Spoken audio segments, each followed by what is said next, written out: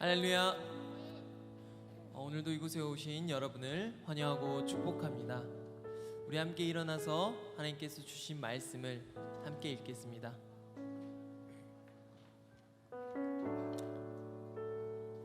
태초에 말씀이 계시니라. 이 말씀이 하나님과 함께 계셨으니 이 말씀은 곧 하나님이시라. 아멘. 우리 함께 찬양하며 봉헌하시겠습니다.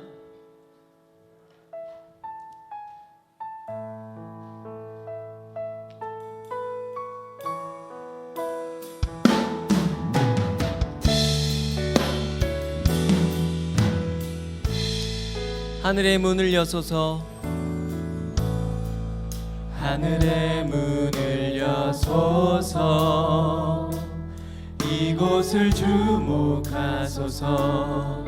길을 향한 노래가 꺼지지 않으니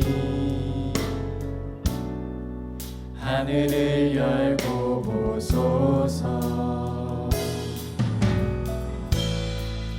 이곳에 임재하소서. 주님을 기다립니다. 기도의 향기가 하늘에 닿으니 주여 임재하여 주소서. 이곳에 오셔서 이곳에 앉으소서. 이곳에서 드리는 예배를 받으소서.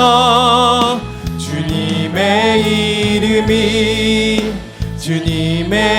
이름만이 오직 주의 이름만. 이곳에 다시 한번 찬양합니다. 이곳에 오셔서 이곳에 앉으소서. 이곳에서 드리는 예배를 받으소서. 주님의 이름만이 오직 주의 이름만. 다시 한번 이곳에 오셔서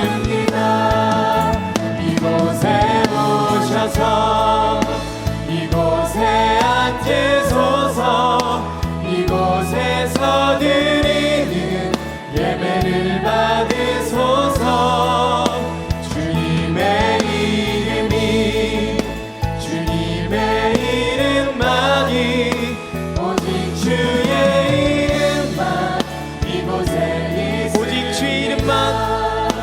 오직 주의 이름만. 이곳에 있으니 오직 주의 이름만. 오직 주의 이름만. 이곳에 있습니다. 아멘. 사랑의 하나님, 우리의 삶을 하나님께 드립니다. 우리의 연약하고 나약하고 우리의 부족한 삶을 하나님 앞에 바칩니다. 하나님, 우리의 삶을 기뻐 받아주시고 하나님, 우리의 삶의 부족한 모든 것들 하나님의 은혜와 하나님의 사랑으로 채워주시옵소서. 때론 우리 하나님 앞에 죄인으로 살아가고 부족한 자로 살아갑니다. 얽매인 자로 살아갑니다. 하나님께서 우리의 삶을 새롭게 하셔서 다시 한번 변화된 삶으로, 새로운 삶으로 살아갈 수 있도록 하나님 함께하여 주시옵소서. 우리 함께 참회의 기도로 함께 기도하시겠습니다.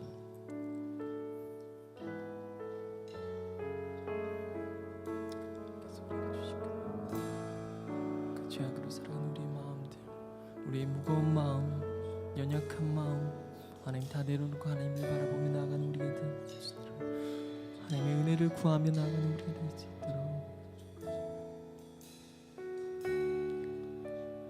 자신의 죄악을 내어놓고 하나님의 긍휼을 구하는 자에게 주시는 용서의 말씀이 여기 있습니다. 여호와께서 말씀하시되 오라 우리가 서로 변론하자. 너희의 죄가 주홍 같을지라도 눈과 같이 희어질 것이요 진홍같이 붉을지라도 양털같이 희게 되리라. 아멘. 이 말씀에 의지하여 참여하는 우리 모두의 죄악 허물이 이 시간 완전히 사해졌음을 담대히 선언합니다.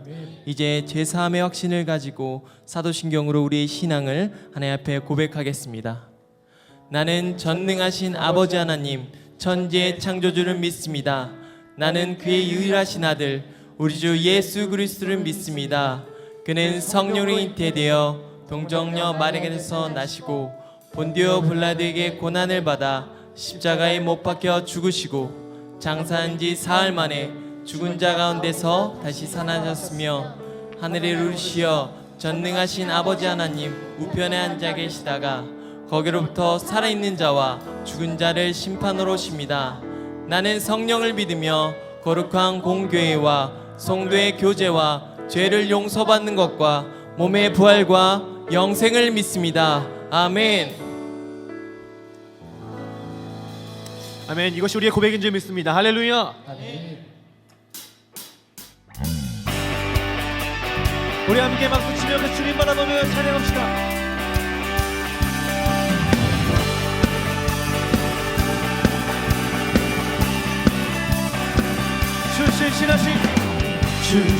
주신실하심 놀라워 죄인의 마음 흔드네 자비의 물가로 인도하시니 그 무엇도 끊지 못해 주여 기억하소서 주 백성 자녀를 진실한 주님의 약속 주님의 은혜 내게 넘치네 나를 향한 주 은혜 우리 한 번 더 주님의 은혜 주님의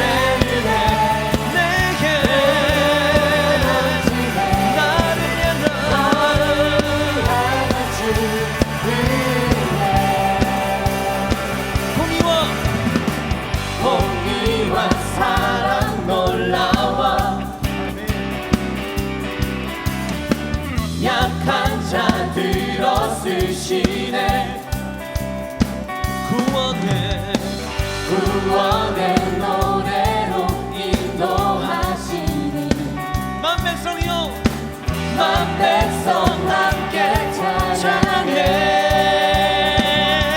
주여 기억하소서 주 백성 자녀를 진실한 주님의 약속 주님의 은혜 내게 넘치네 나를 향한 주 은혜 주님의 은혜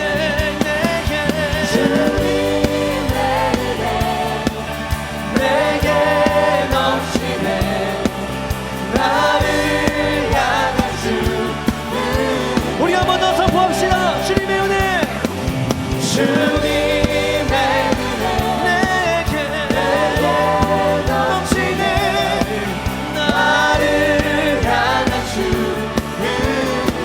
주님의 은혜 내게 주님의 은혜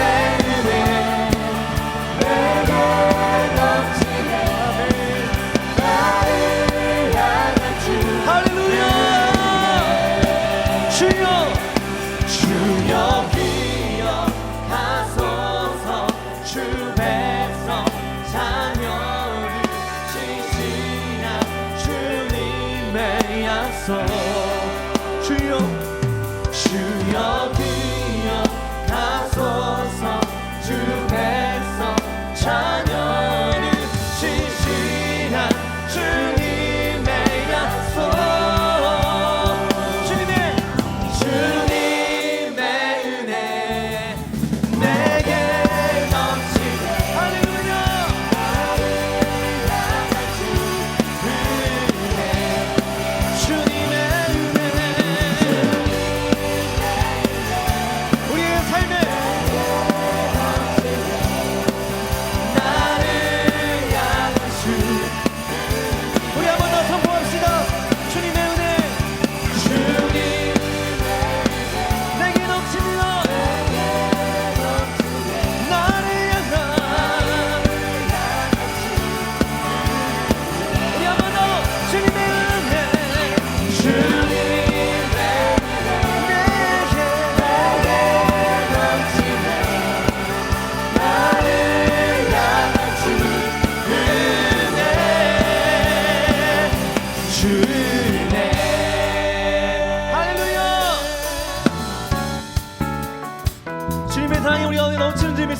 할렐루야.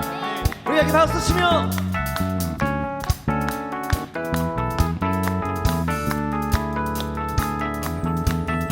주크신 사랑 세상 가득히 전하도록 날 부르셨네. 진리 안에 나를 이끄소서. 모든 소망 내 주께 있네. 주의 집에 주의 집에 나 살리라. 영원히 주 이름 높이며 나 살리라.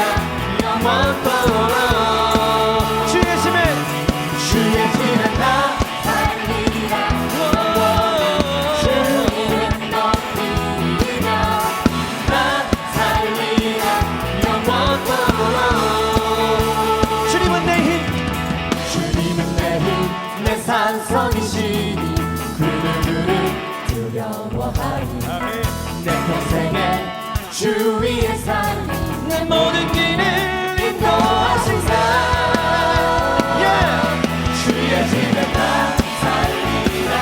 영원히 주 이름 높이며 나 살리라. 영원토록 주의 집에 나 살리라. 영원히 주 이름 높이며 나 살리라. 영원토록 할렐루야. 우리가 주님께 박수치며 주님 이것이 우리의 소망입니다. 할렐루야. 우리 함께 고백합시다. 주의 집에 나 살리라. 영원히 주 이름 높이며 나 살리라. 영원토록 주의 집에 주의 집에 나 살리라. 영원히 주 이름 높이며 나 살리라. 한 번 더 영원토록 우리의 목소리로 주의 집에 나 살리라. 영원히 주 이름 높이며 나 살리라. 영원토록 주의 집에 주의 집에 나 살리라. 영원히 주 이름 높이며 나 살리라. 영원토록 주의 집에 주 이름 높이며 나 살리라.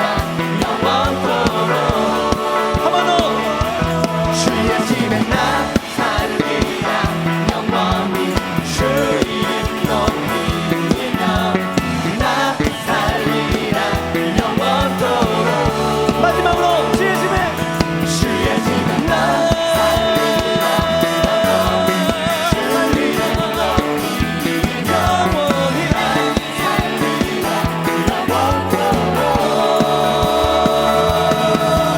할렐루야. 주님 이것이 우리의 소망입니다. 할렐루야.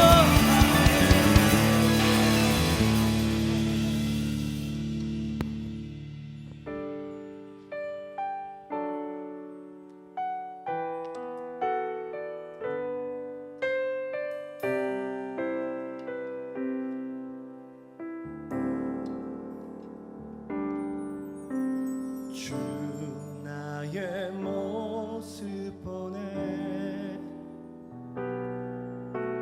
상한 나의 맘 보시네. 주 나의 눈물 안에 홀로 울던 맘 아시네. 주 나의 모습 보네.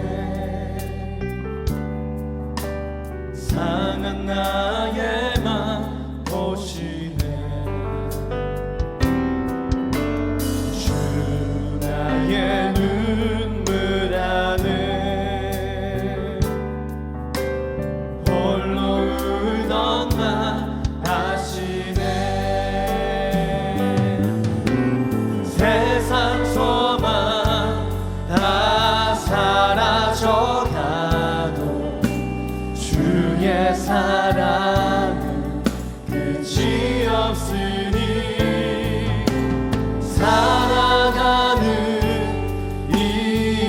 모든 순간이 주 은혜임을 나는 믿네.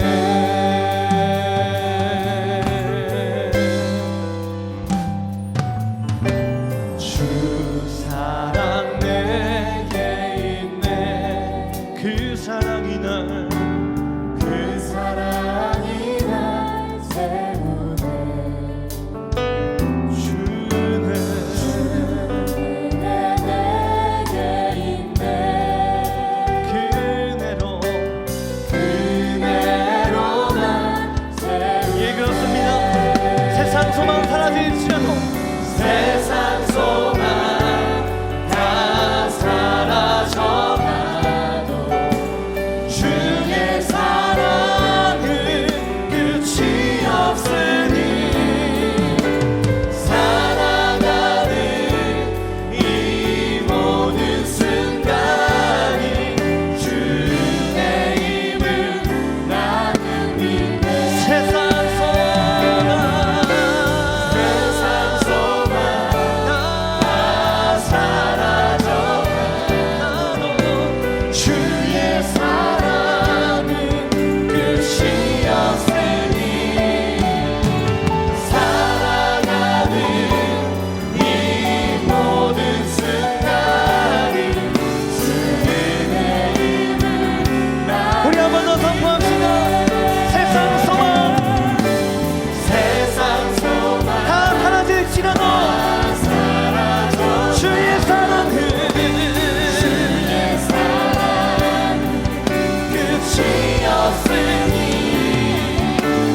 살아가는 이 모든 순간이 주의 은혜임을 나는 믿네. 주는 나의 도움이시. 주의 계획 영원하시네.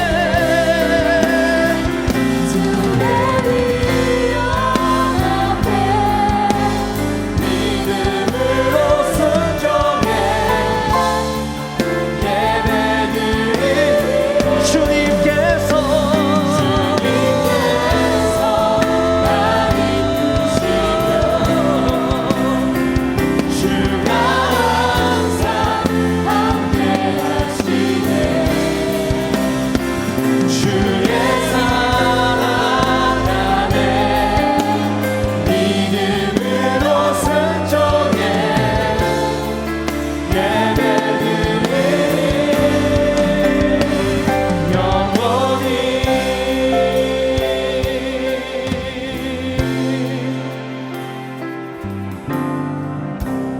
안개가 날 가리워 내 믿음 흔들리려 할 때 나 주님께 나아가네. 주님은 산 같아서 여전히 그 자리에 계셔. 눈을 들면 보이리라 날 위한 그 사랑. 주는 나의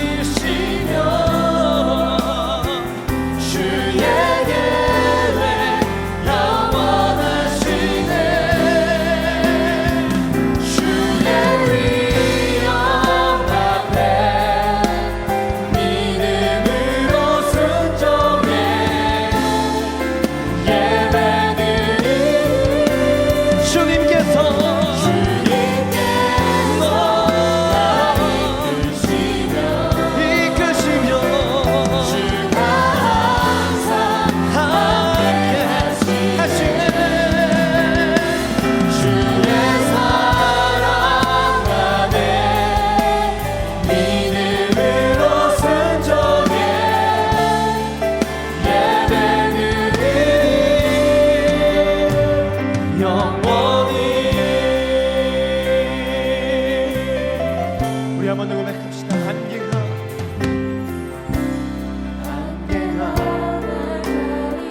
우리의 믿음이 흔들리려 할 때라도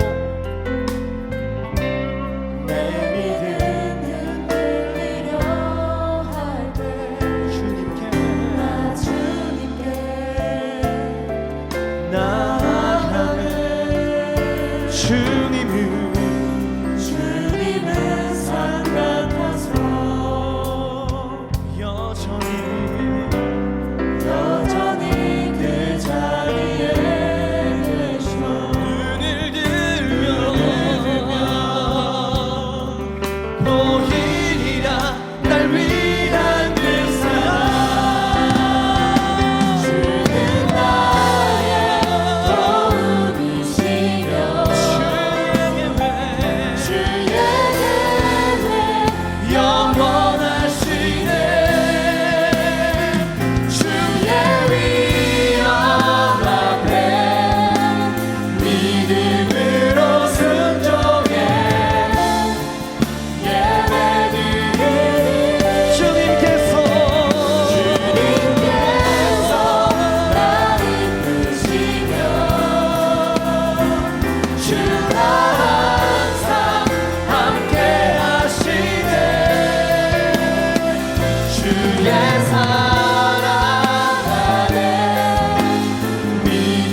주와 항상 함께 하시네 주의 사랑 안에 믿음으로 순종해 예배드리니 영원히 영원히 우리 이 시간 그 주님께 함께 같이 고백합시다. 하나님, 우리의 도움이 되시는 하나님, 우리가 눈을 들어 주를 보게 하여 주시고 하나님 항상 그곳에 여전히 계시는 하나님을 바라봅니다. 오늘 그 주 앞에 나아갑니다. 우리 같이 주의 이름 한번 부르고 같이 기도합시다. 주여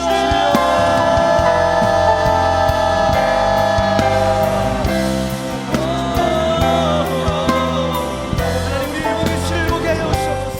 우리의 모든 고난과 영과 지침과 하나님 넘어져 있는 모든 성들 가운데 오늘도 우리를 보시며 우리를 주목하시며 우리를 바라보시며 우리에게 손 내미시는 주님 앞에 한지 눈을 들어 주를 보게 원합니다. 우리의 영원한 눈을 들지어다 주의 자녀들아 눈을 들지어다 주의 백성들아 주님의 얼굴을 지어다 하나님의 자녀들아 하나님의 자녀들아 아버지 이름을 부르시어다 주여 이 시간 가운데 인자하여 주셔서 주여 모든 가정 가운데 가운데 이 시간 고개가 넘대신 하나님의 능력으로 주여 이 시간 인자하여 주님을 주님 바라보는 것이 우리의 소망입니다. 참 소망이신 주님 우리의 삶에 인자하여 주시옵소서. 할렐루야.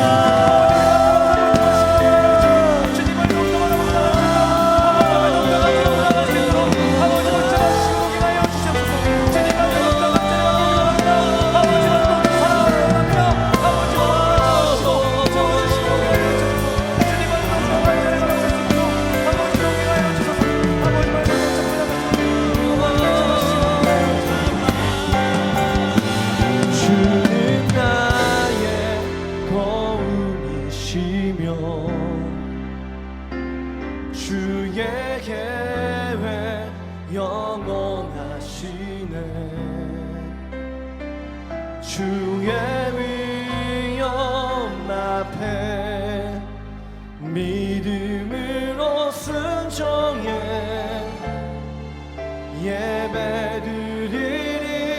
예배드리리 주님께서 날 이끄시며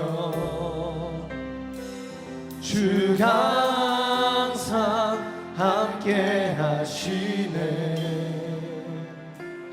주의 사랑 안에 믿음으로 순종해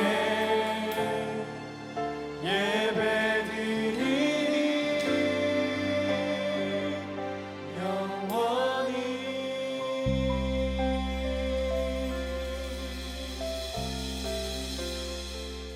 다 함께 자리에 일어나 하나님의 말씀을 경청하겠습니다. 오늘 우리에게 주시는 하나님의 말씀은 시편 6편 1절에서 10절까지의 말씀입니다. 여호와여 주의 분노로 나를 책망하지 마시오며 주의 진노로 나를 징계하지 마옵소서. 여호와여 내가 수척하였사오니 내게 은혜를 베푸소서. 여호와여 나의 뼈가 떨리오니 나를 고치소서. 나의 영혼도 매우 떨리나이다. 여호와여 어느 때까지니까? 여호와여 돌아와 나의 영혼을 건지시며 주의 사랑으로 나를 구원하소서.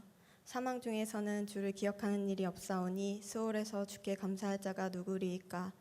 내가 탄식함으로 피곤하여 밤마다 눈물로 내 침상을 띄우며 내 요를 적시나이다. 내 눈이 근심으로 말미암아 쇠하며 내 모든 대적으로 말미암아 어두워졌나이다. 악을 행하는 너희는 다 나를 떠나라. 여호와께서 내 울음소리를 들으셨도다. 여호와께서 나의 간구를 들으셨으며 여호와께서 내 기도를 받으시리로다. 내 모든 원수들이 부끄러움을 당하고 심히 떨며 갑자기 부끄러워 물러가리로다. 아멘. 모두 자리에 앉겠습니다.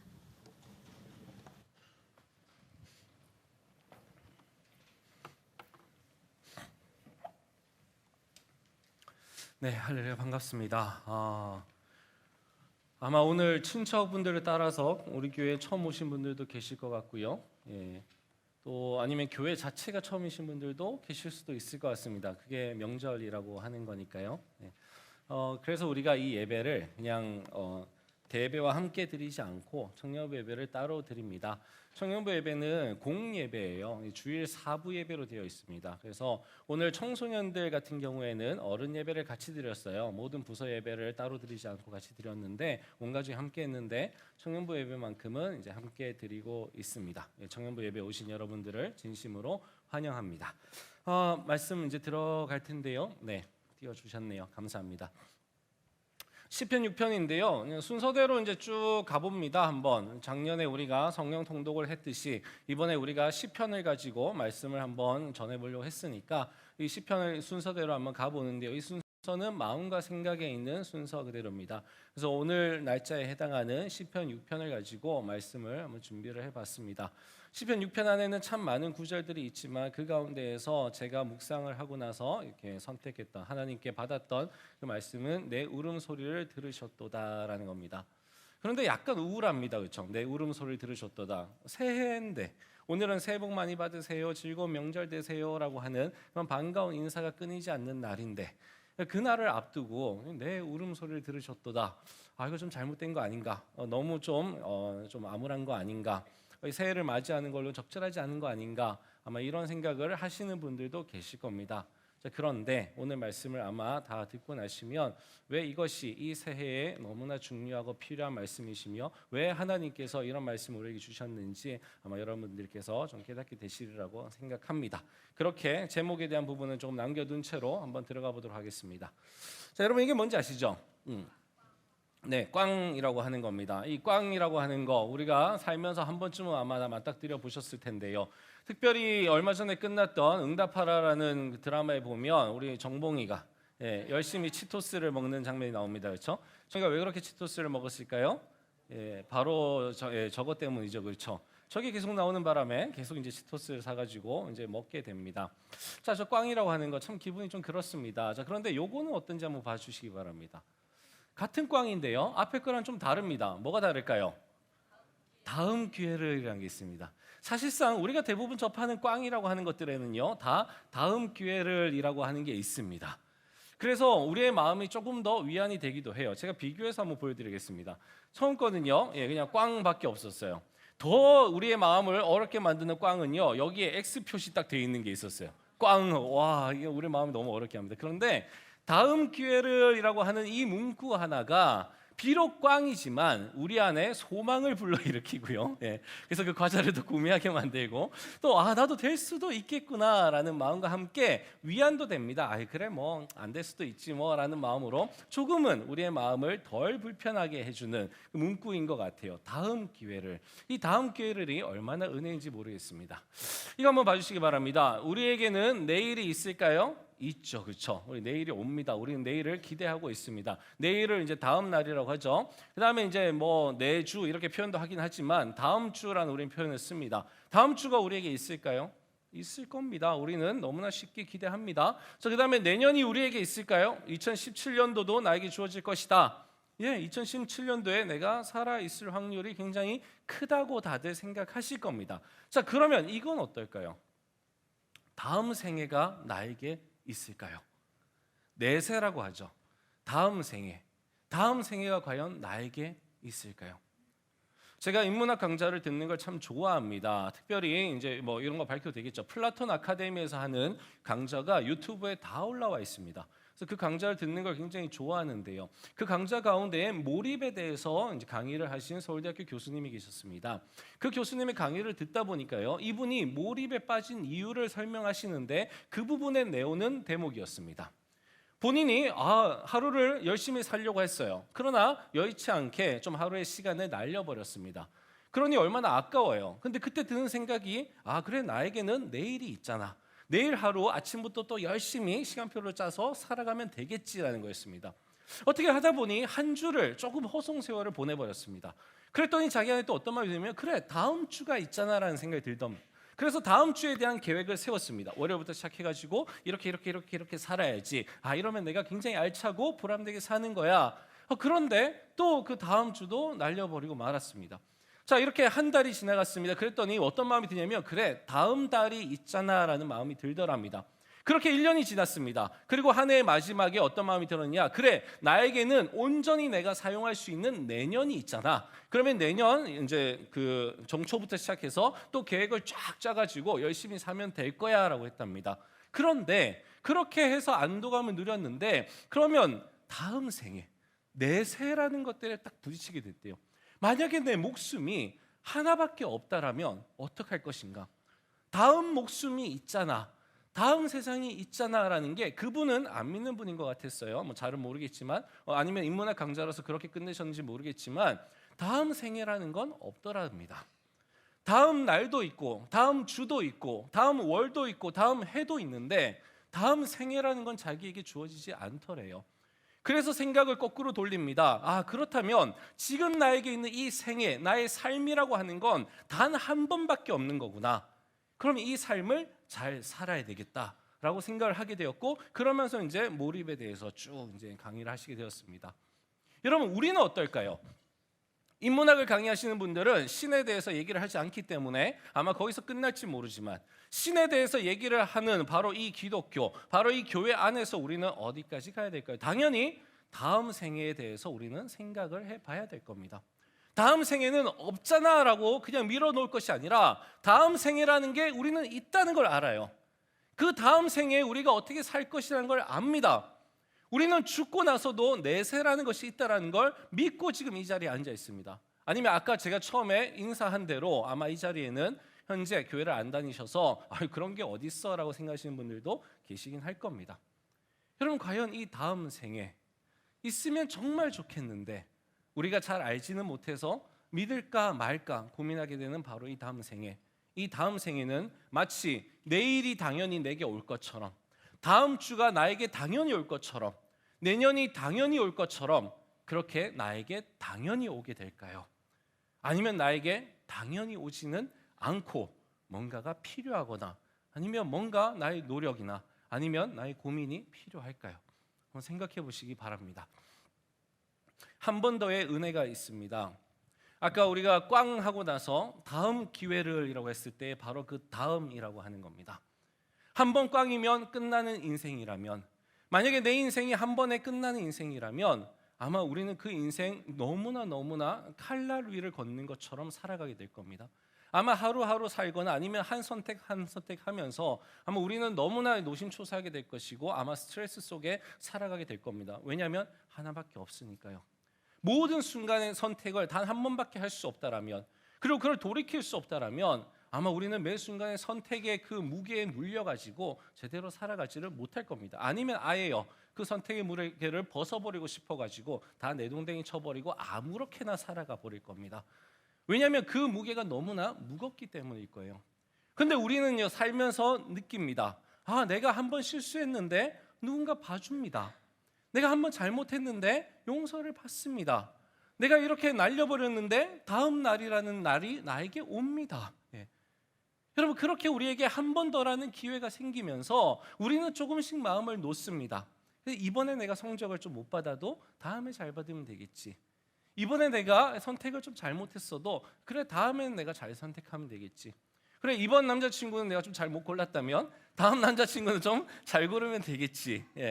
여러분, 요즘엔 그게 어디까지 가나요? 결혼도 마찬가지로 생각합니다.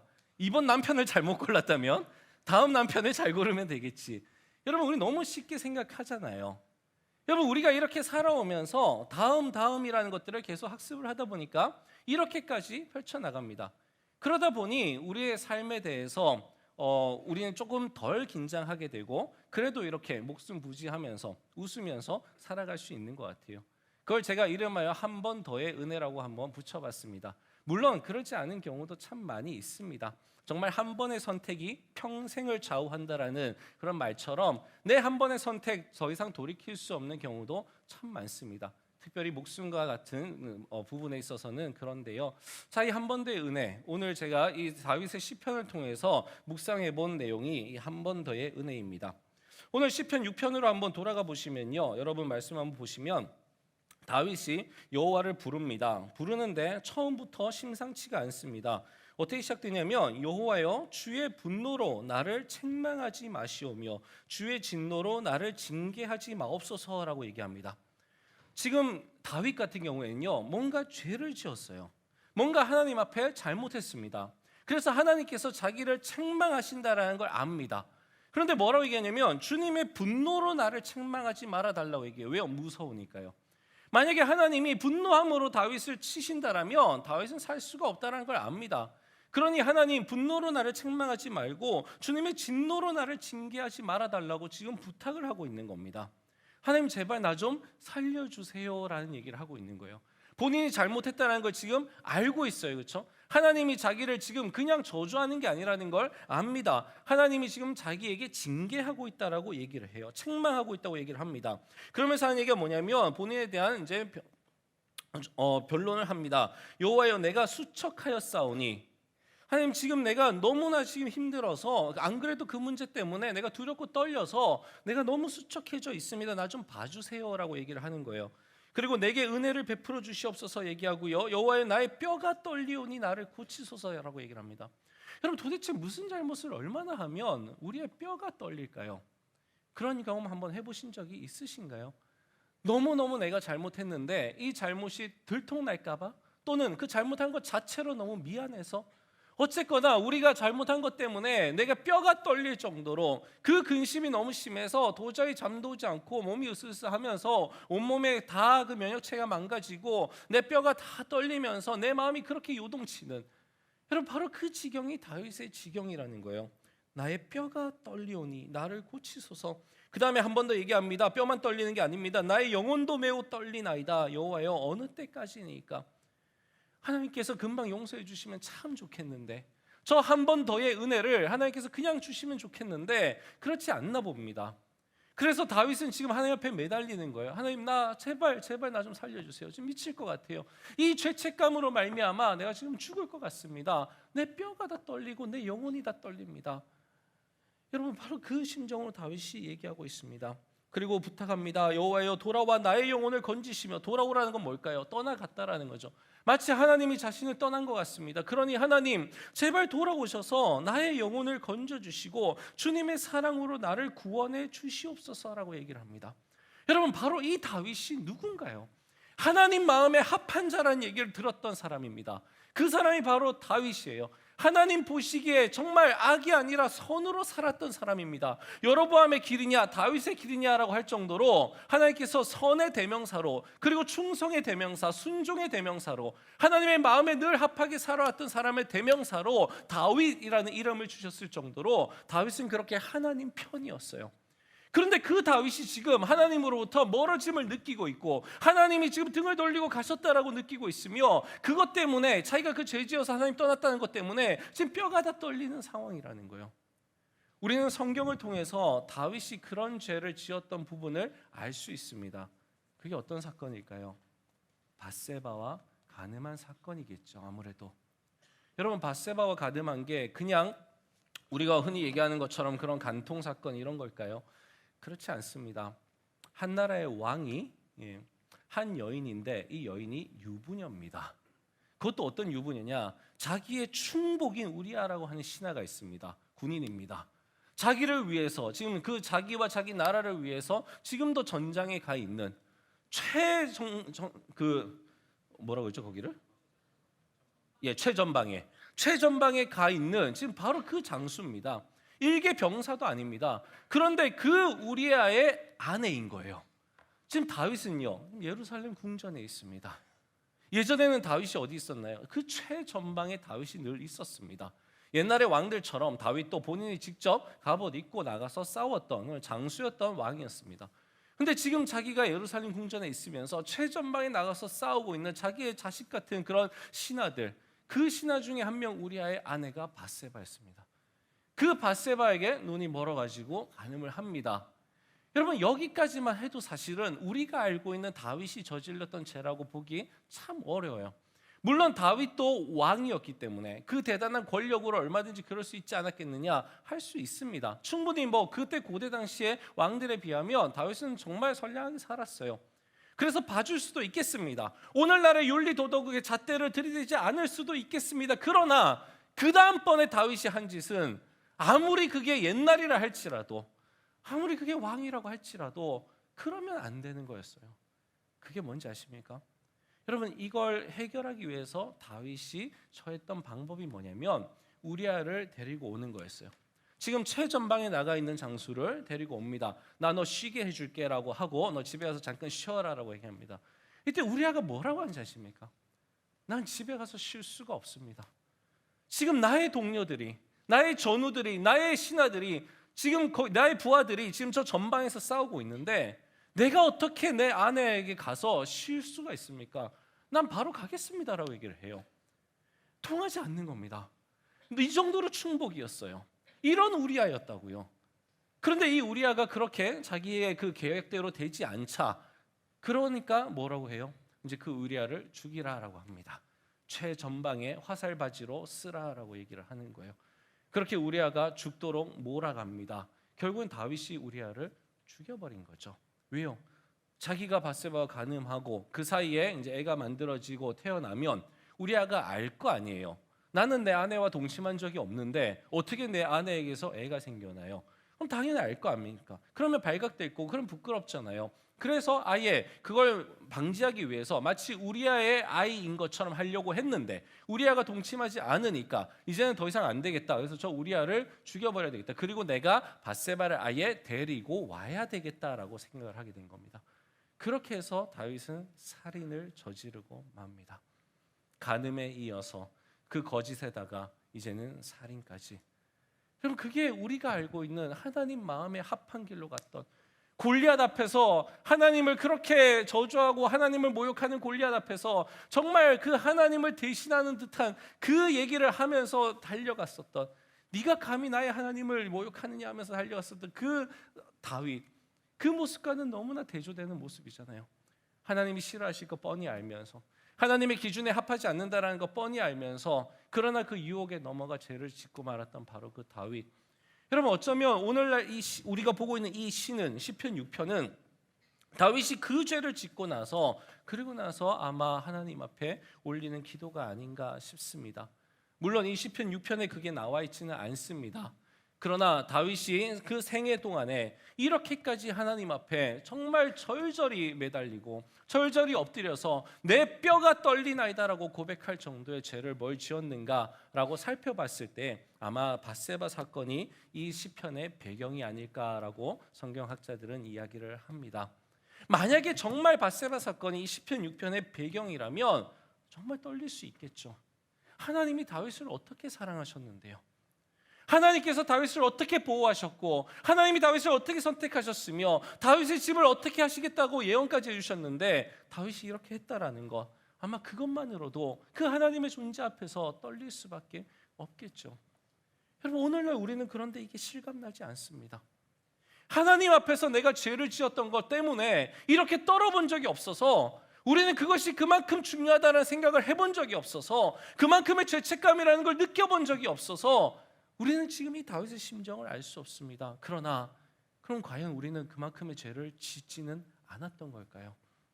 과연 하나님의 마음을 그만큼 아프게 한 적은 없어서 그런 걸까요? 저는 그렇지 않다고 생각합니다. 여러분, 오늘날 우리가 이 시대에 하나님 앞에서 짓고 살아가는 죄가 너무나 많아서, 그게 너무나 만연되어 있어서 우리가 말을 안 할 뿐입니다. 예전에 교회 안에서 많이 하던 이야기들을 오늘날 우리는 교회 안에서 하지 않고 있습니다. 왜요? 그거 말하기 시작하면 너무나 많은 사람들이 다치기 때문입니다. 그러다 보니까 여러분 오늘날 우리가 시시하는 가운데에 그 죄악이라고 하는 것이 우리들 사이에 만연하게 되어버렸어요. 죄악이 만연하면요 당연시됩니다. 우린 더 이상 그것 때문에 우리의 마음이 이렇게 뼈가 떨릴 정도로 요동치지 않습니다. 너무나 쉽게 거짓말을 하고 너무나 쉽게 비방을 하며 너무나 쉽게 입으로 사람을 죽였다 살렸다 합니다. 너무나 쉽게 우리의 행동을 함부로 합니다. 너무나 쉽게 우리의 몸을 사용하고 너무나 쉽게 생명을 대합니다. 그러면서도 우리는 세상을 기준으로 삼아서 그래 세상보다는 우리가 좀 낫지라고만 생각합니다. 다윗처럼 본인이 왕임에도 불구하고 하나님 앞에서 본인을 생각하며 하나님의 기준으로 본인을 바라보며 하나님의 기준을 거울 삼아 자기를 들여다보고 하나님 앞에 통회하지 않습니다. 여러분 우리의 기준은 바로 이 성경책입니다. 세상이 말하는 윤리도덕, 인문학에서 말하는 윤리도덕, 그것이 우리의 기준이 아닙니다. 여러분 우리의 기준은 이 안에 들어있는 하나님이세요. 하나님께서 말씀하신 게 이 안에 들어있습니다. 여러분 그것이 우리 삶의 기준이 되어야 돼요. 그런데 우리는 그것대로 살고 있지 않으면서도 아무런 죄책감이 없습니다. 예전에 우리 청년이 했던 이야기가 떠오르네요. 그 청년이 했던 이야기는 주일날 교회에 오는 것이 마치 월요일날 죄를 짓기 위한 준비인 것 같습니다라는 듯한 뉘앙스의 이야기를 했습니다. 무슨 얘기냐면 주일날 예배 드리면서 하나님과 좀 친해진 것 같아요. 그러고 나서는요 월요일날 세상에 나가서 마음껏 죄를 짓습니다. 왜 그럴까요? 하나님과 가까워졌으니까 좀 죄를 지어도 된다고 생각을 했을까요? 그렇게 죄를 이기지 못하고 죄를 짓고 삽니다. 그러다가 또 주일이 됩니다. 그러면 하나님 앞에 나옵니다. 나와서 또 하나님 앞에 참회라는 걸 합니다. 회개라는 걸 합니다. 그러나 그 회개가 너무 가벼워서 사실상 본인이 정말 회개를 했는지 이게 회개가 맞는 건지 잘 모릅니다. 그러나 어쨌든 이곳에 와서 예배를 드렸고 이곳에서 회개를 했다라는 것만으로 본인의 마음은 위안을 받습니다. 그래서 또 월요일날 세상에 나갑니다. 그럼 나 이제 좀 위안을 받아서 여기서 말하는 다윗과 같은 이런 죄책감이 없습니다. 그러다 보니까 또 자연스럽게 죄의 길로 갑니다. 이게 반복되더라는 거예요. 만약에 정말로 회개를 했고 정말로 참회를 했다라면 그게 너무 용서해 주신 게 감사해서 내가 가서 다시 죄를 안 짓는 게 맞는 거잖아요. 나 정말 이거 끊어버려야 되겠다 이게 맞는 거잖아요. 물론 유혹은 될지 모르지만 그러나 내가 이거 한번 해결해 봐야 되겠다. 내가 하나님 앞에 너무나 죄송하다 그 마음이 드는 게 사실이잖아요. 그런데 그게 아니더라는 겁니다. 여러분 이게 오늘날 우리 청년들의 현실 아닐까요? 여러분 성경은 절대로 죄가 없다라고 얘기하지 않습니다. 이 책은요 읽으면 읽을수록 우리 안에 죄가 얼마나 많은지를 까발려주고 있습니다. 율법이 필요한 이유는 죄 가운데 있는 사람들의 그 죄를 까발리기 위해서 필요한 거라고 얘기를 하고 있어요. 여러분 결코 우린 여기서 벗어날 수 없습니다. 만약에 우리가 이걸 덮어버린다면 그럼 벗어날 수 있을까요? 아니요. 성경은 우리에게 양심의 법이 있다고 얘기를 합니다. 우리의 양심의 법이 하나님과 우리 사이에 있어서 우리가 이걸 덮는다고 해도 사라지지 않아요. 정말로 여러분들이 제대로 내가 죄를 지었구나. 이것이 정말 내가 정말 하나님과 멀어지게 만드는 거구나. 그래서 내가 예배가 안 되는 거구나. 그래서 내가 기도가 안 되고 그래서 내 인간관계가 이게 안 되는 거고 정말 내가 안 풀리는 거구나. 그걸 여러분이 뼈저리게 느끼신다라면 그 원인이 하나님께서 싫어하시는 그 죄 때문이라는 걸 느끼신다라면 아마 여러분은 그냥 이 자리에 그렇게 무덤덤하게 오실 수는 없을 겁니다. 이 죄의 문제가 1차적으로 우리가 해결해야 될 문제가 될 것이요 우리가 붙들고 울어야 될 문제가 될 것입니다. 여러분 다윗은요 이 죄를 짓고 나서 웁니다. 어떻게 우느냐 다윗이 표현해 놓은 걸 한번 보겠습니다. 6절입니다. 내가 탄식함으로 피곤하여 밤마다 눈물로 내 침상을 띄우며 여러분 보세요. 눈물로 내 침상을 띄운대요. 내가 울어가지고 그 물이 내 침대를 띄운다라는 겁니다. 그럼 지금 그렇게 표현한 거예요. 얼마나 울었는지 내 눈물로 내 침상을 띄우며 내 요를 적시나이다라고 얘기합니다. 내 눈이 근심으로 말미암아 쇠하며 내 모든 대적으로 말미암아 어두워졌나이다라고 얘기를 해요. 여러분 많이 울어보셨습니까? 날마다 한번 울어보셨습니까? 울면요 정말로 눈이 상합니다. 그렇죠? 눈 주변 뭐 다 상해요.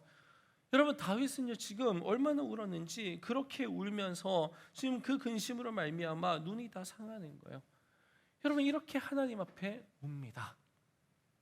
여러분 이게 다윗의 모습이에요. 우리에게 없는 모습이라는 겁니다. 여러분 이 다윗과 대조되는 한 인물이 성경 안에 나옵니다. 그 인물 이름하여 아담이라고 하는 인물입니다. 아담이라고 하는 인물 역시나 하나님 앞에서 죄를 짓습니다. 근데 그 죄, 어마어마한 죄를 짓고 나서 아담이 한 행동은요 하나님으로부터 도망가는 거였습니다. 아담은 울었다는 기록이 없습니다. 아담은 하나님 앞에 탄식했다라는 기록이 없습니다. 아담은 그 죄를 짓고 나서 하와와 함께 피합니다. 도망갑니다. 그래서 하나님이 아담을 찾으러 갑니다. 아담아 네가 어디 있느냐. 그때 아담이 얘기합니다. 내가 피했습니다 라고 얘기를 합니다. 여러분 도망간 아담과 그리고 지금 하나님 앞에 탄식하면서도 하나님 앞에 정면 돌파하고 있는 이 다윗. 여러분 하나님은 지금 우리에게 그 선택을 요구하십니다. 도망갈 거냐 아니면 내 앞에 와서 울 거냐. 글쎄요 아마 이 설교를 듣고 있는 여러분들 가운데에 나는 하나님 앞에 가서 울 일은 없어 라고 계속 생각하고 계시는 분들이 있으실 겁니다. 그리고 또 한편으로는요 어떤 부분이 내가 하나님 앞에 가서 울어야 되는 부분인가 라고 고민하는 분들도 계실 겁니다. 여러분 우리의 마음속 깊은 곳에 우리가 생각하기 싫어서 다 제껴놓은 죄들이 있습니다. 일일이 열거하기도 민망하고 남들에게 들키기 너무나 뭐랄까요 괴로운 들킨 다음에 너무나 괴로울 그러한 죄들이 우리 안에 있습니다. 적어도 20살 넘게 30살 넘게 살아오셨다라면 아마 굳이 말로 꺼내지 않더라도 여러분의 마음속에 다 있을 겁니다. 여러분 만약에 그걸 하나님 앞에서 울면서 해결하지 못하셨다라면 여러분 이거 끄집어 내셔야 됩니다. 하나님 앞에 해결하지 못하면요 여러분의 예배 생활이 안 될 거예요. 왜요? 우리의 영혼은요 하나님과 연결되어 있습니다. 성령 하나님 우리 안에 계시는데 우리 안에 복 주고 싶으신데 새해 복 많이 받으세요 해서 그 복 정말 우리가 누리고 싶은데 하나님과 연결돼야 그 복을 다 누릴 수 있는 거거든요. 그런데 제일 중요한 코어는 내 영혼일 거예요. 내 지식이 아닙니다. 여러분 내 육체가 아닙니다. 내 영혼이 하나님과 연결돼야 돼요. 내 영혼이 살아야 내 몸이 사는 거고 내 영혼이 살아야 내 마음이 살 수 있습니다. 내 마음이 살아야 내 행실이 바뀔 수 있습니다. 그래야 내 삶이 달라질 수 있습니다. 그런데 내 영혼이 하나님 앞에 도망가 있는 거예요. 숨어 있다라는 겁니다. 내 영혼이 살아있는 것 같지만 간신히 숨을 쉬고 있을 뿐 살아있지 않는 겁니다. 내 영혼이 즐거워하지 못합니다. 시편을 읽어보십시오. 내 영혼아 슬퍼하지 마라. 내 영혼아 기뻐하라. 영혼을 향해서 시인이 얘기하고 있는 표현이 너무나 많습니다. 왜요? 내 영혼이 핵심이기 때문이에요. 우리 눈엔 보이지 않지만 우리가 함부로 여기지만 내 안에 버젓이 있는 바로 나의 영혼, 나의 그 영혼이 하나님 앞에서 진정 기뻐할 수 있고 나의 그 영혼이 진정 하나님과 연결될 수 있고 그래서 성령 하나님께서 주시는 그 은혜의 통로가 바로 우리에게 바로 전달되어서 하나님의 복이 우리에게 바로 임할 수 있는 여러분 그게 바로 영혼이라는 겁니다. 세상 누구도 얘기하지 않는 게 바로 영혼입니다. 교회에서 얘기하는 게 바로 영혼입니다. 우리 모두가 다 영적인 존재들입니다. 여러분 그 영혼이 살지 않았는데 우리가 살 수는 없는 겁니다. 여러분 그 영혼이 죽어 있다라면 그 영혼이 죄로 인해서 물들어 있다라면 그 영혼이 죄로 인해서 하나님부터 도망가 있다라면 여러분 우리는 차라리 눈물로 우리의 침대를 적셔야 되고 띄워야 되며 우리의 요를 적셔야 되고 하나님 앞에 나아와야 됩니다. 여러분 오늘 아까 서두에 말씀드렸듯이 우리는 이 인사를 합니다. 새해 복 많이 받으세요. 새해 복 많이 받으세요를 2번 하는 나라가 우리나라입니다. 그렇죠? 1월 1일 날 우리는 이미 충분히 했습니다. 넘치도록 했습니다. 그래서 다시 하기가 되게 민망한데 이 인사를 하기 때문에 또 우리는 또 해야 됩니다. 새해 복 많이 받으세요라고 합니다. 여러분 오늘 오전 예배 때 우리 위임 목사님께서 복에 대한 말씀을 하셨습니다. 나중에 집에 가셔가지고 온라인으로 한번 보시기 바랍니다. 복 있는 사람이 어떤 것인지, 기독교적인 의미의 복이 무엇인지. 여러분 정말 이 복 가운데 복은요 우리에게 다시 한 번이라고 하는 복인 것 같아요. 만약에 하나님과의 관계가 끊어지고 내 영혼이 하나님과 멀어졌는데 그걸로 끝이라고 한다면 우리에겐 아무런 희망이 없습니다. 그런데 하나님께서 우리에게 주신 복이 뭐냐면 다시 할 수 있는, 여러분 꽝이라고 얘기하실 거예요. 너 지금 이건 아닌 거야, 너 그거 죄야 얘기하실 거예요. 그런데 하나님께서는 그 밑에 뭐라고 달아놓으시냐면 다음 기회를이라고 달아놓으십니다. 이건 꽝이야, 지금 네 삶은 꽝이야, 그러나 다음 기회가 있어. 그 다음 기회를 하나님께서 우리에게 주시는 거거든요. 그게 다시 시작할 수 있는 복입니다. 여러분, 우리가 새해 복 많이 받으세요라고 연거푸 얘기하면서 이번 구정을 보낼 때에 여러분이 그 얘기를 들을 때마다, 그리고 하실 때마다 한번 생각해 보십시오. 그래, 다시 시작할 수 있는 그 복이 나한테 있는데 내가 그 복 어떻게 할 것인가? 발로 차버리시겠습니까? 아니면 그 복을 받아서 누리시겠습니까? 여러분, 기독교가 말하는 게 이거죠. 구원과 용서, 그리고 다시 태어남입니다. 이게 복인 이유, 여러분 다시 한 번의 기회 때문입니다. 구원이라고 하는 거, 우리가 죄로 말미암아 하나님과 단절되어서 죽을 수밖에 없는 우리들, 우리 눈엔 보이지 않지만 이미 다 타버린 그 영혼들, 더 이상 살릴 수 없는 그 영혼들에 하나님께서 생명을 불어넣어 주시는 겁니다. 그래서 성령 하나님이 우리 안에 들어오셔서 우리를 살리시는 겁니다. 그래서 우리가 다시 한번 영적으로 하나님과 함께 소통할 수 있고 기도할 수 있으며 하나님을 느낄 수 있고 하나님의 마음을 알 수 있는, 인문학자들이 아무리 공부를 해도 알 수 없는, 느낄 수 없는 바로 그 하나님을 우리는 공부하지 않고도, 성경 들여다보지 않고도 느낄 수 있는, 바로 그 영적인 소통이 가능한, 바로 그 살아있는 영적인 존재가 되는, 바로 그 born again이 가능한, 여러분 이게 바로 우리들이라는 거예요. 이게 바로 구원이라고 하는 겁니다. 이 구원의 실질적인 내용은 용서입니다. 죄로 말미암아 단절된 우리들을 용서해 주셔서 다시 받아주시는 거예요. 지금 다윗이 하나님 돌아오셔서 나를 좀 용서해 달라고 하는 것처럼 하나님께서 다시 돌아오셔서 돌이키셔서 우리를 건지신 거, 그게 바로 구원이라고 하는 겁니다. 여러분, 우리 구원이라고 하는 거 값싸게 여기지 맙시다. 구원이라고 하는 거 함부로 치부하지 맙시다. 여러분, 기독교가 말하는 이 구원이라고 하는 거, 성경이 말하는 이 구원이라고 하는 거, 하나님께서 말씀하시는 바로 이 구원과 용서라고 하는 거, 여러분 그건 우리가 신과 연결될 수 있는 특권입니다. 그건 신께서 우리에게 주시는 거예요. 우리가 아무렇게나 치부해버려서 될 일이 아닙니다. 그 구원을 주시는 하나님을 우리가 경외한다라면 우리가 그 하나님과 멀어졌던 우리의 죄, 구원받고 나서조차도 계속해서 반복적으로 짓고 있는 우리의 죄, 그 죄를 우리가 함부로 할 수 없을 겁니다. 다윗처럼 죄 앞에 직면하시기 바랍니다. 아담처럼 도망가지 마시고 그 죄 계속 반복해서 지으면서 나는 도대체 어떻게 된 놈인가? 나는 진짜 하나님 앞에 어떤 인간인가? 이런 나도 하나님이 사랑하시는가? 차라리 반문하실지라도 내 죄가 너무나 커서 내 영혼이 정말 내가 생각해도 넌덜이 나고 지저분하고 더럽게 느껴진다 하실지라도 포기하지 마시고 여러분의 영혼 들여다보시고 여러분의 죄를 들여다보시기 바랍니다. 그래서 그 죄를 정말 없게, 정말 흰눈같이, 정말 정결하게 해주시는 그분의 그 사랑과 그 용서의 그 중요함, 그 무게를 한번 느껴보시기 바랍니다. 다윗의 시편 오늘 6편을 보면 우리는 그 무게를 충분히 느낄 수 있습니다. 복의 문을 여는 열쇠는 바로 참회라고 합니다. 참회라는 걸 한자를 보니까요, 뉘우칠 참자의 뉘우칠 회자입니다. 시작은 뉘우침입니다. 뉘우치려면 말씀을 알아야 되겠죠. 여러분, 말씀 보시고 뉘우치시고, 이게 우리가 묵상하면서 해 나가야 될 행동이고, 이것이 우리에게 그 복의 문을 여는 열쇠입니다.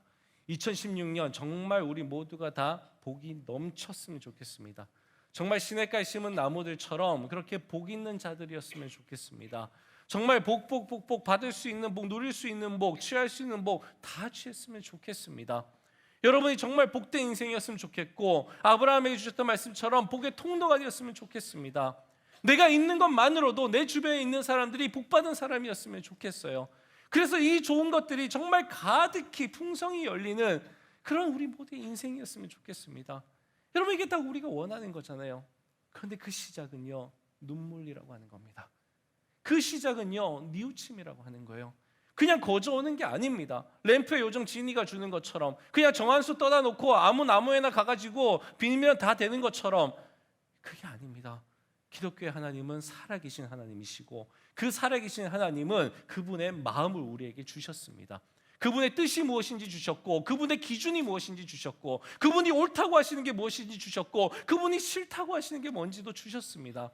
여러분 그걸 가지고 우리는 소통하는 거예요. 그냥 비나이다 그냥 착하게 살면 되겠지, 그게 아닙니다. 분명한 기준을 주셨어요.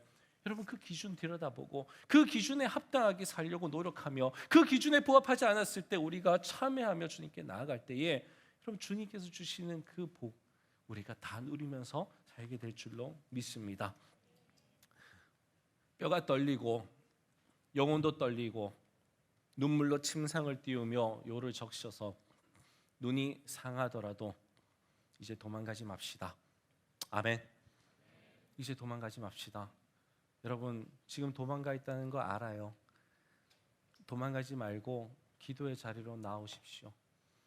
시편을 또 읽고 읽으시면서 기도의 자리로 나오십시오.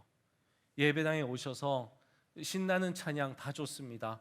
눈물의 기도 자리에도 나오십시오. 여러분의 영혼에게 얘기합니다. 나오십시오. 그리고 우십시오. 도망가지 마시고 정면 승부하십시오. 주님께서 우리의 울음소리를 들으시고 우리의 간구를 들으시고 우리의 기도를 받으십니다.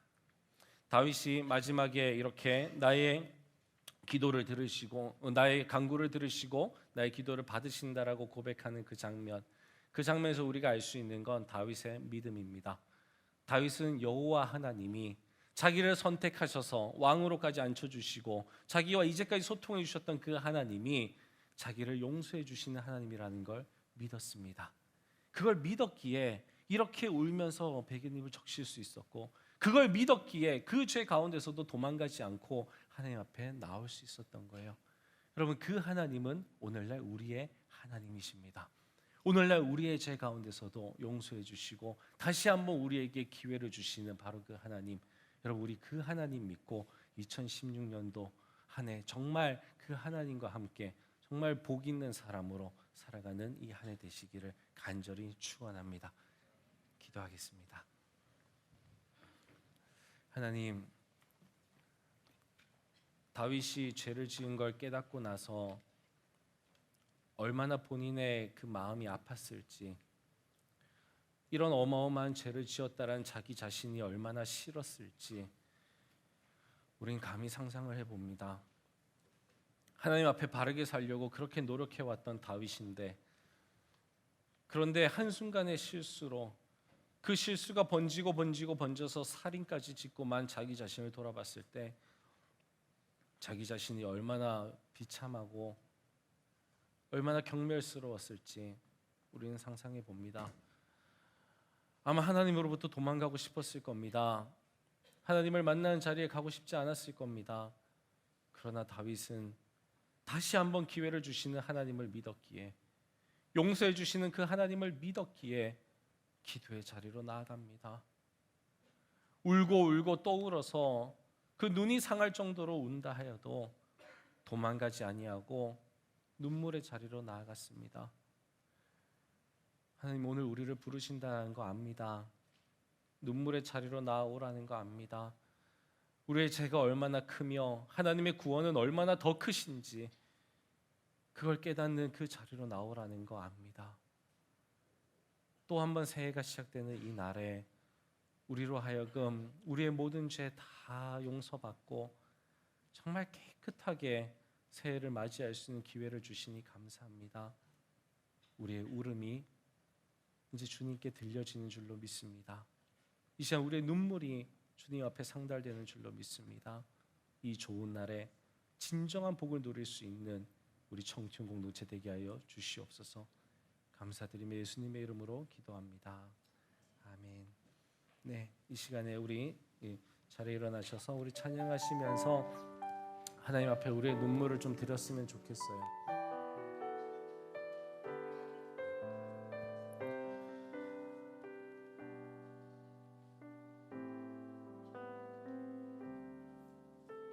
주 나의 모습 보네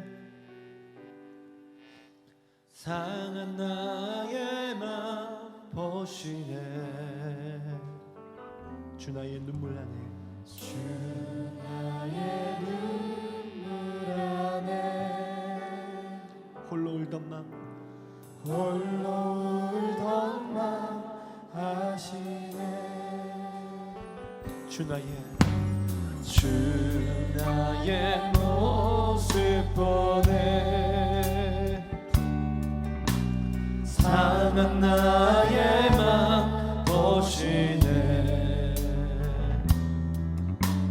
주 나의 눈물 안에 홀로 울던 맘 아시네 세상 소망 다 사라져가도 주의 사랑은 끝이 없으니 살아가는 이 모든 순간이 주 은혜임을 나는 믿네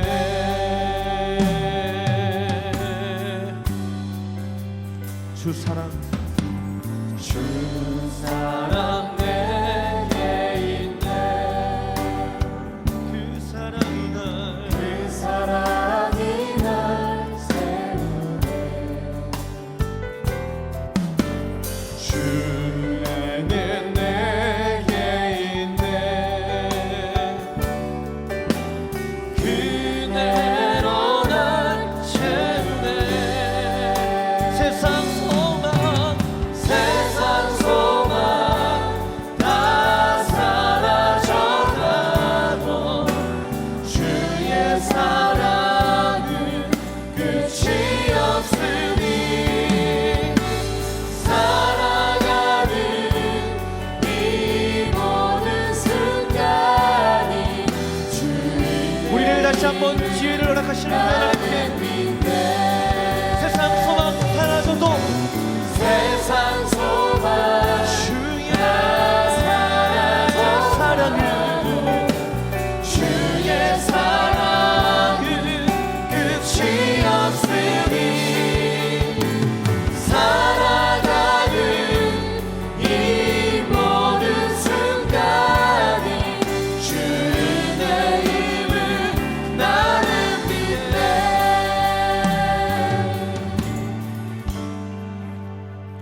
참으로 음란한 세대입니다. 참으로 악한 세대입니다.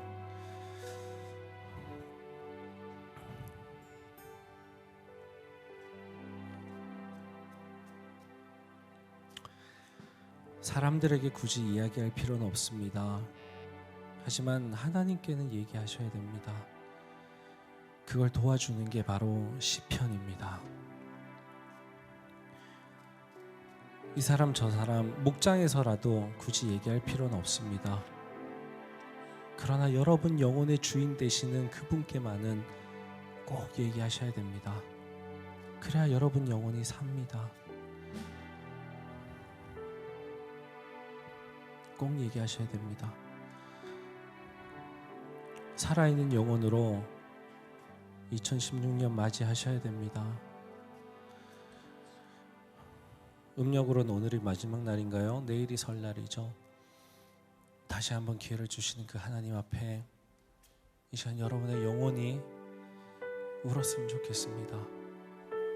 입 밖으로 소리내지 않는다 할지라도 내 영혼 속에 담겨놨던 나의 패역한 모습, 나의 악한 모습, 나의 음란한 모습, 하나님께서 싫어하시고 하나님 마음을 아프게 했던 그 모습들 그냥 조용한 눈물로 하나님 앞에 다 올려드렸으면 좋겠습니다. 직면하셔야 됩니다. 바라보셔야 됩니다. 그래야 정결케 되실 수 있고 그래야 그 정결케 된 여러분의 영혼 가운데에 하나님의 은혜가 담길 수 있습니다. 그래서 진짜 은혜 누리시면서 살아가실 수 있어요. 예배 한 번이 달라지고요. 말씀 보면요. 그 말씀이 달라집니다. 세상을 바라보면요. 그 세상이 다르게 보이기 시작할 거예요. 그게 회개로부터 인합니다. 참회로부터 그게 오는 거예요. 진짜 선물 드리고 싶습니다. 여러분 인생이 달라질 수 있는 정말 살아가는 맛이 무엇인지 그 맛을 보여드리고 싶어요. 그러려면 우리의 영혼이 깨끗해져야 됩니다. 자, 우리 조용한 가운데 하나님 앞에 기도합시다.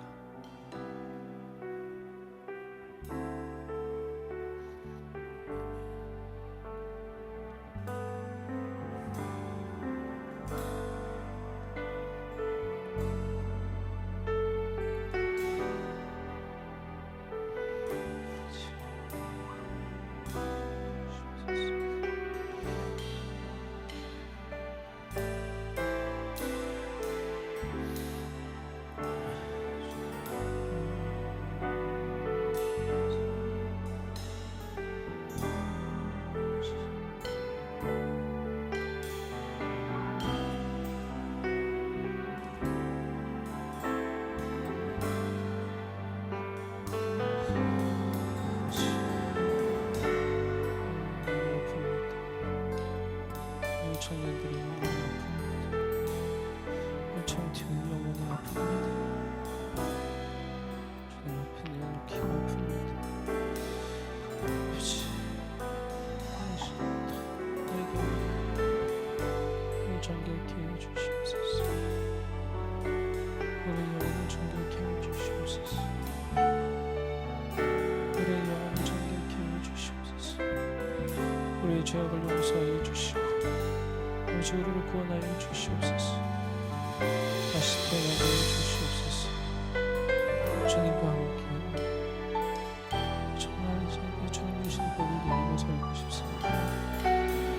정말 세상 힘들고 우리 하나님과 주님을 살고 싶습니다. 주의 궁정에 살고 싶고 주의 집에 살고 싶습니다. 정말 주님의 아들과 딸이라는 기쁨을 누리며 살고 싶습니다.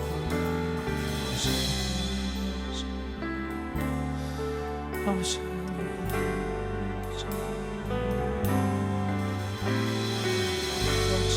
우리의 영혼이 옵니다.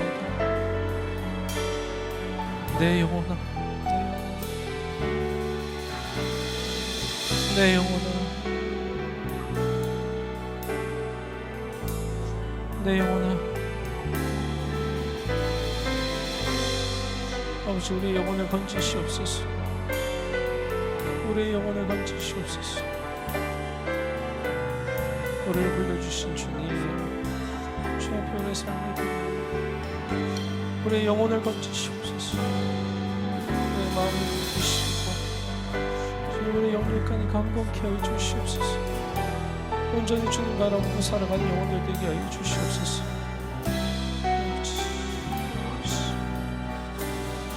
아버지,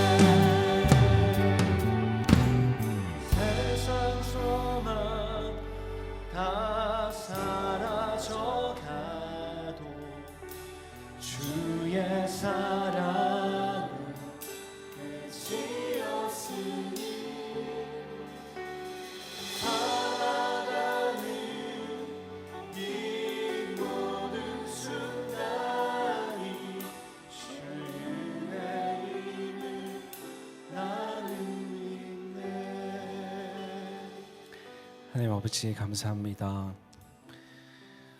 정말 이제는 우리의 영혼이 웃었으면 좋겠습니다. 내 영혼이 낭망하고 내 영혼이 아파하고 내 영혼이 불안해하며 내 영혼이 떠는 것이 아니라 내 영혼이 주를 기뻐하고 내 영혼이 평안하며 내 영혼이 즐거워하고 내 영혼이 정말 생기가 넘치는 그러한 삶 살고 싶습니다. 하나님 만나는 게 너무 좋고 하나님의 말씀 보는 것도 좋고 하나님 앞에 찬양 올려드리는 것도 좋고 예배하는 모든 것이 다 좋은, 하나님과 함께 이 세상을 살아가는 것이 너무나 좋은 그런 삶 살고 싶습니다. 주님, 우리 영혼을 정말 하나님 앞에 도망가지 않게 하여 주시고 정말 내 영혼이 주를 바라보고 내 영혼이 주님 앞에 울며 내 영혼이 주님 앞에 정말 진솔해지는 우리의 삶 살게 하여 주시옵소서.